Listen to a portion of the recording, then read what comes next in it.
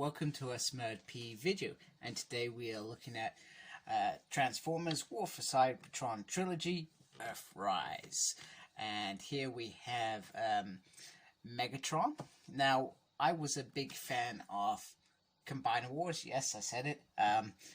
Looking back at it, they weren't probably the best looking figures in the world, but at the time they were pretty cool. And the Combiners, when they were combined, and they did look pretty cool. One thing that I couldn't stand about it, I loved the Megatron, and the tank mode and all that, but one thing that I couldn't stand about it was the fact that it was towering over Optimus Prime. Now, before I got this figure, there was an Earthrise Optimus Prime, which I haven't brought, and I hope that I'm not going to regret not buying that just yet.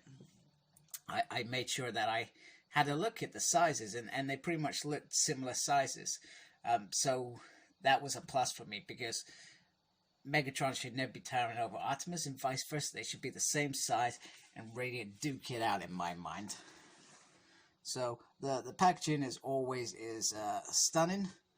It's a nice picture of Megatron looking raging that he wants to find the Autobots that have gone through that portal, believed to be doomed. I guess we'll find out when that series comes out. I think it comes out towards the end of December. I'm gonna rewatch Siege as well before that comes out. In fact, I started. I need to finish it. So let's let's get Megatron out of his cage. Okay, so here is Meg's out of his cage, and I'm not gonna lie, he's not the tallest figure, and I think the Netflix versions before this, and I think the Siege figure in particular, I think they were more bulkier and made him look like a big high school bully or something like that. Not sure if those people exist anymore, but so he's not the biggest figure in the world, but he's a Voyager class considered, and he does look quite nice. I'm not sure whether it's the grey, but he looks very basic. So there's no damage to the core components, and they kind of look very, very G1. The head sculpt looks very nice, although I'm not probably too impressed with that look. Just the grey on the actual faceplate bit. I think that makes him stand out, and you could easily add some lipstick on there, and he would look like a lovely ladybot. Other than that, he's cool. Hasbro do the usual thing where they take parts off the transformation and turn them into this big sword. It's okay. Not something that I would be inclined to use, but I think if you get that in the right kind of thing, it could look perhaps quite menacing. But it's got some nice little detail on the cannon bit. I'm just gonna take that off. Yeah, I can take that off. Come on, get off. So and he's got this little peg on the side there, which you can see all the way through. So I'm not a fan of that at all, because in my mind, I'm going to go all G1 because I'm a G1 fan, and pretty much be looking at Megs with just his gun going down, because that's how I want this Meg to be used, etc. He has this great big backpack. Which basically the treads to when he's in tank mode. And those who know me, I maybe not know me, I'm never a fan of Megatron turning into a tank, which is what we seem to always get. I'm not sure, I can't remember if that's around gun licenses or the risks of kids getting guns, something like that, but I'm not a fan of it. However, just looking at the damage on this and the legs, it does make me think that that's pretty cool. I do dig, not sure everybody does, but I dig this whole damage bits on there, and I wish there was sorry, I wish there was some, just a little bit on like the chest and arms, and you know, some of this kind of dark gray. I think that would have made him more, just a little bit appealing. He does have some articulation, backpack there.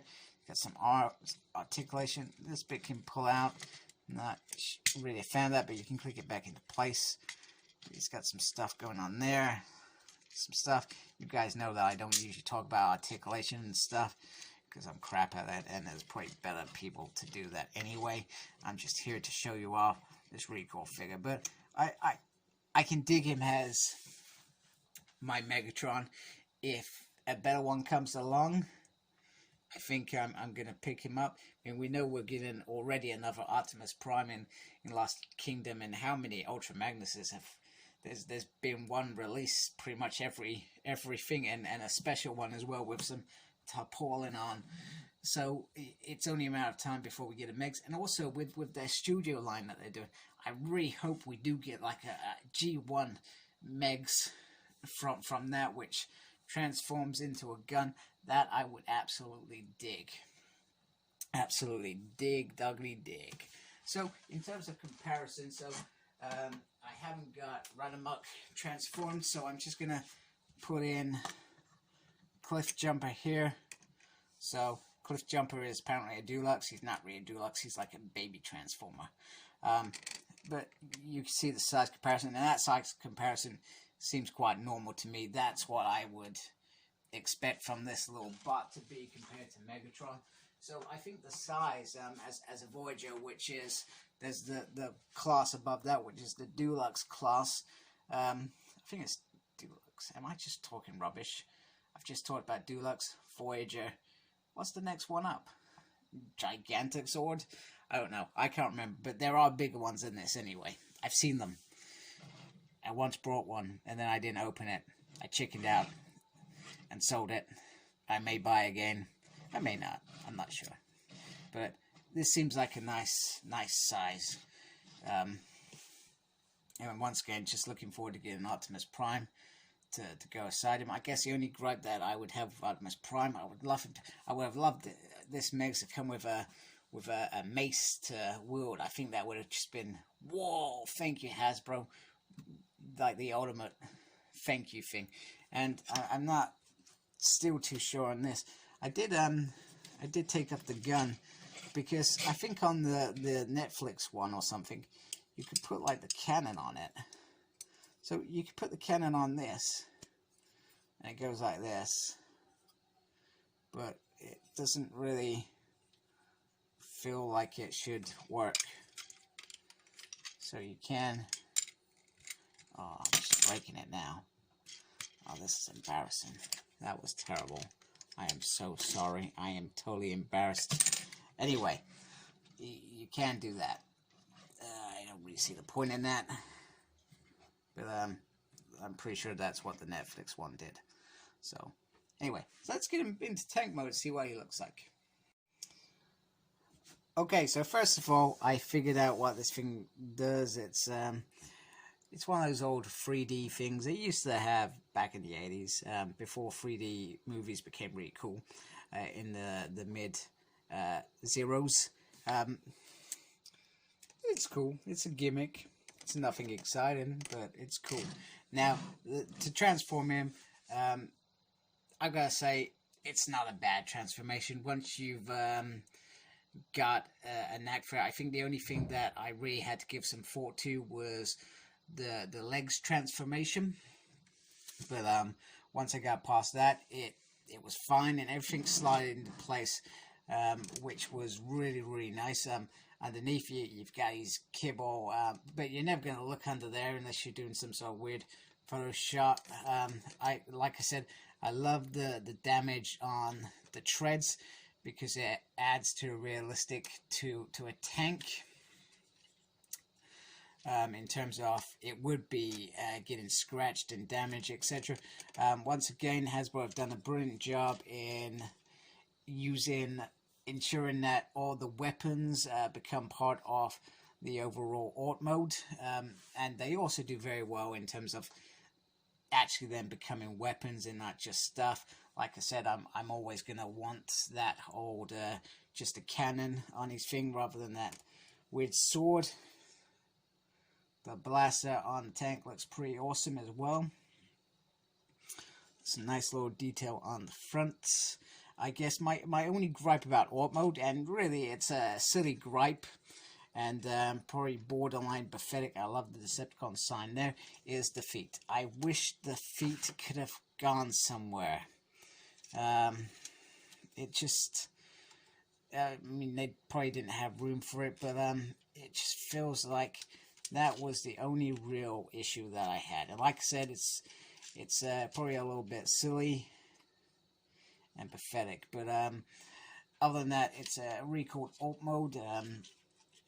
Like I said, always gonna love a gun, but at the end of the day, a gun's not practical for a Transformer when you transform from Transformer size to gun size, because in reality, if we go back to G1, the gun used to shrink down to a gun size, or a gun size that one of his fellow Decepticons could hold him and shoot, which seems quite silly in the grand scheme of things, but a gun was totally evil.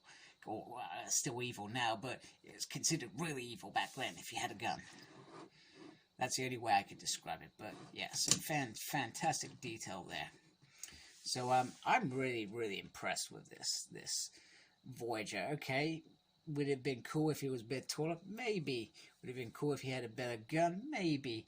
A lot of little ifs and whatnots, but for a reasonable price and not paying over the odds, this is a cool little fun figure, and that's why I'm currently enthralled in buying them. I mean, I've had Masterpieces, I had a lot of Masterpieces, and I loved them, but I always had to remember I had to be careful with them. And I'll be careful with this as well, but these are fun. That's what Transformers is. It's fun, no longer stressing. I mean, whenever I change the Transformer of my Beast War Masterpiece, I'm sweating. Not because I'm weird, but because I'm terrified that I'm going to damage these really expensive figures, where this 20 quid figure, I can mess around. And if I break it, which I'm not going to anyway, I can live with the fact that, okay, got a little bit of damage there. No biggie, because it didn't cost me the Earth. So, very impressed with this. So, I'm not going to transfer him back, mainly because I'm lazy and because I want to play with it in tag mode by myself. And the kids have gone to bed, so I'm going to play Transformers on the bed. I'm not that far gone. Maybe. So like, comment, subscribe to my channel, follow me on Facebook. My page is SmurtP. Follow me on Instagram, Cyclops Smurd. Follow me on Twitter @SmurtP. I have no idea what Twitter is about. Clearly a grown-up world that I haven't grown into. I'm 37, by the way. So thank you for watching. Embrace the geekiness. Take care. Goodbye.